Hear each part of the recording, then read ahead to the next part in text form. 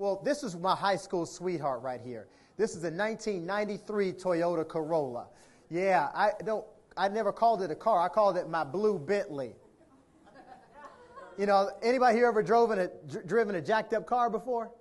Yeah, people used to think I'd take a girl out. You know, I would open her door and she would say, "Oh, you're such a gentleman." And I was like, "Well, actually, no, I'm not. My door doesn't work."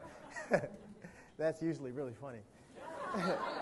So I drove the car for, as you could see, 200,000 miles. I drove the car for 12 years and 200,000 miles. And, you know, I was kind of feeling like almost kind of weird because I'll talk about success and doing better in life. And all the while I was coming home to this car that was so old I'd have to park across the street and then walk into the building I was going to go speak in because I didn't want people to see the car that I was getting out of. I remember the car didn't have any power windows, and so if I needed to roll down the window, I wouldn't hit the button. I'd reach across and roll it down like this. There was no AC for an entire summer. I survived the hottest summer in the history of Texas, 13 consecutive days at 100 degrees or above.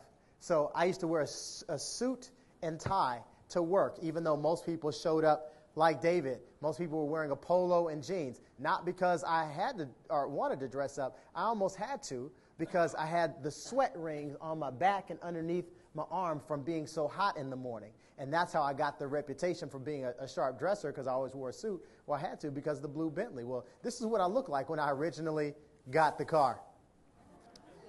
Yeah, now you see why I was single for so long. But here are my 3 big secrets among all.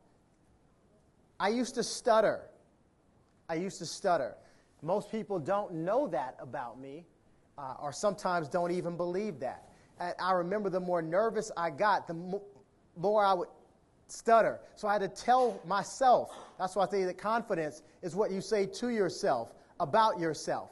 And I would tell myself, I'm articulate. I say what I mean, and I mean what I say. I'm articulate. I say what I mean, and I mean what I say. And I will continue to say it over and over and over again. That's why that phrase says that faith comes by hearing. And when you look at the word hearing, it's not just one time. It's hearing it over and over and over again. Because what you hear most, you will eventually believe. What you hear most, you will eventually believe. So the more you say it, the truer it becomes. The more you say it, the truer it becomes, whatever that it is. The second thing is that I used to have terrible stage fright. You know, I remember my first talk, I would get up here, and I was so nervous, my hands would shake. And so I'd grab the podium, and the podium would shake.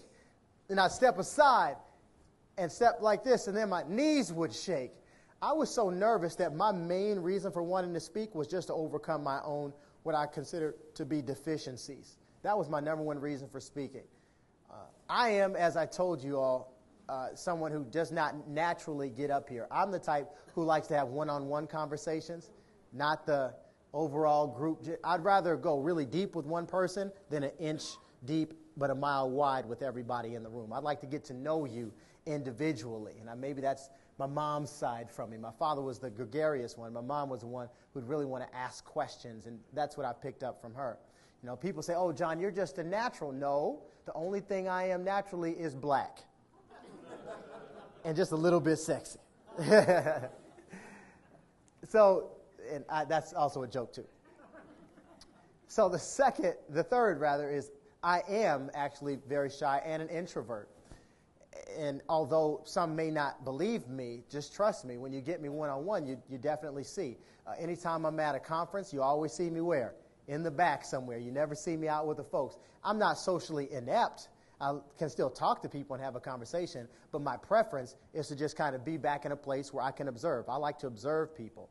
Well, I tell you all of this stuff because all of this still culminated in me being Speaker of the Year.